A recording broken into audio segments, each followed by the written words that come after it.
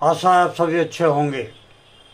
आज हम बात करेंगे एक ऑटोइम्यून समस्या जिसे कि हम बैसेट डिजीज कहते हैं, बैसेट सिंड्रोम। बैसेट सिंड्रोम एक पुरानी ऑटोइम्यून सूजन संबंधी बीमारी है जिसमें शरीर की रक्त वाहिनियाँ सूज जाती हैं। इस रोग में बार बार मुंह में छाले तथा जननांगों पर घाव, आँखों में सूजन तथा त्वचा संबंधी समस्याएं दिखाई देती हैं। यह रोग कई अंगों को प्रभावित कर सकता है, जैसे कि मुंह में सूजन, आँखें, त्वचा, जोड़, रक्तवाहिनियाँ, मस्तिष्क व नसें, आंतें, इनको भी प्रभावित कर सकता है। कारण क्या है? ऑटोइम्यून प्रतिक्रिया। शरीर की खुद की प्रतिरक्षा प्रणाली अपनी ही रक्तवाहिनियों पर हमला करने लगती है, पहचानती नहीं है। हमला करने की वजह से ये समस्या जो है पैदा हो जाती है। अनुवांशिक कारण क्या है? HLA-B51 जीन से इसका संबंध पाया जाता है। HLA-B51 जीन से इसका संबंध पाया जाता है। और तीसरा कारण ये है संक्रमण। कुछ वायरस या बैक्टीरिया रोग को ट्रिगर कर सकते हैं। पर्यावरणीय कारण भी हो सकता है, जैसे तनाव, प्रदूषण, मौसम परिवर्तन इत्यादि से लक्षण जो है बढ़ सकते हैं। रोग की उत्पत्ति, पैथोफिजियोलॉजी। बैसेट डिजीज मुख्यतः एक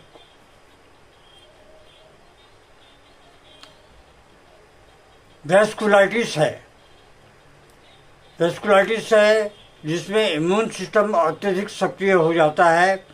रक्त वाहिनियों में सूजन आ जाती है, रक्त प्रवाह जो है प्रभावित होती है, ऊतकों में क्षति और अल्सर बढ़ने लगते हैं। बार बार सूजन से अंगों को अस्थायी नुकसान हो सकता है। लक्षण और संकेत। इसके जो लक्षण हैं, मुंह के लक्षण, बार बार दर्द युक्त छाले, मुंह में जलन, जननांगों पर घाव, दर्द और निशान पड़ना। आँखों के लक्षण, आँखें लाल, धुंधला दिखाई देना, ये भी होता है। और रोशनी में निकल नहीं पाता है, रोशनी से परेशानी होती है रोगी को।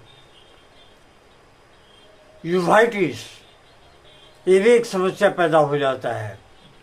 त्वचा के लक्षण, मुहासे जैसे दाने, पस वाले दाने, जोड़ से संबंधित, घुटनों व टखनों में दर्द का होना, सूजन पैदा हो जाना, ये भी एक समस्या पैदा हो जाती है। नर्वस सिस्टम के ऊपर में देखते हैं कि क्या असुविधा होती है। तंत्रिका तंत्र के लक्षण, सिर दर्द, चक्कर आना, कमजोरी, गंभीर अवस्था में लकवा, पैरालिसिस का होना। पेट एवं आंतों के लक्षण, पेट दर्द, दस्त, आंतों में अल्सर, ये भी हो जाता है। रक्त वाहिनियों के लक्षण, खून के थक्के, नसों में सूजन, हाथ पैर में सूजन। जटिलताएं, कॉम्प्लिकेशन क्या क्या हो सकते हैं? दृष्टि का कम होना या अंधापन, स्ट्रोक होना, रक्त वाहिनियों का फट जाना, मस्तिष्क संबंधी गंभीर समस्या, आंतों से रक्तस्राव, ये सारे समस्या पैदा हो सकते हैं बैसेट डिजीज में। दोस्तों, आइए हम देखते हैं होम्योपैथी औषधियाँ। मर्क सॉल्ट, मुंह में दर्द युक्त छाले, अधिक लार का आना, दुर्गंध युक्त सांस,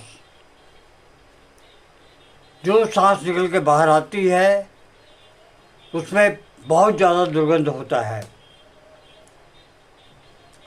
नाइट्रिक एसिड, गहरे दर्दनाक अल्सर, सुई चुभने जैसा दर्द, रक्त स्राव वाले घाव इत्यादि। आर्सेनिक एल्बम, जलन वाले अल्सर, अत्यधिक कमजोरी और बेचैनी का होना, यह आर्सेनिक एल्बम के खासा लक्षण है। सल्फर, पुरानी त्वचा की समस्याएं अगर हो, जलन और खुजली हो, गर्मी से परेशानी का बढ़ जाना, तो सल्फर औषधि बहुत ही अच्छा कार्य करती है। कैलिबाइक्रोमिकम, कैलिबाइक्रोमिकम गहरे और गोल अल्सर, राउंड, जिसमें से पीले और गाढ़े रंग का पीप निकलता हो, स्राव, तब कैलिबाइक्रोमिकम दी जानी चाहिए। ऐसा स्राव निकलता है कि हाथ से पकड़ के टालना पड़ता है, थूकने से वो लटका रहता है। बोरेक्स, बार बार मुंह के छाले, मुंह की अधिक संवेदनशीलता, तो बोरेक्स औषधि बहुत ही अच्छा कार्य करती है। हिपर सल्फर कैल्केरियम, संक्रमित अल्सर, ठंडी हवा से परेशानी, तो हिपर सल्फर कैल्केरियम औषधि बहुत ही अच्छा कार्य करती है। थूजा ऑक्सीडेंटलिस, बार बार होने वाले ऑटोइम्यून डिजीज, त्वचा व श्लेष्मा झिल्ली के विकार, ऐसे में थूजा ऑक्सीडेंटलिस हाई पावर में एक बार अवश्य देना चाहिए। हफ्ते में एक बार अवश्य दे 1 mg की पोटेंसी में।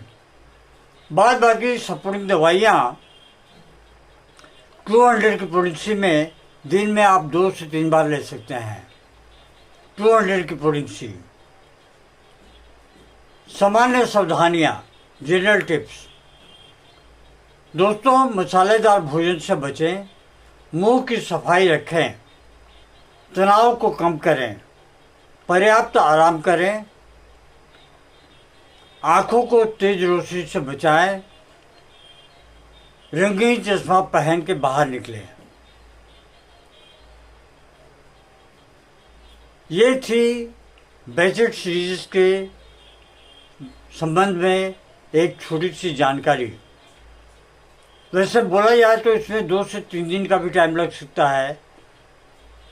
ये एक बहुत लंबा सीरीज है जिसमें और भी होम्योपैथी दवाइयाँ कार्य करती हैं, जैसे कि एक रोगी के शरीर के लक्षण और मानसिक लक्षण को देखते हुए दवाइयों का पलट जाना काफ़ी स्वाभाविक होता है होम्योपैथी साइंस में।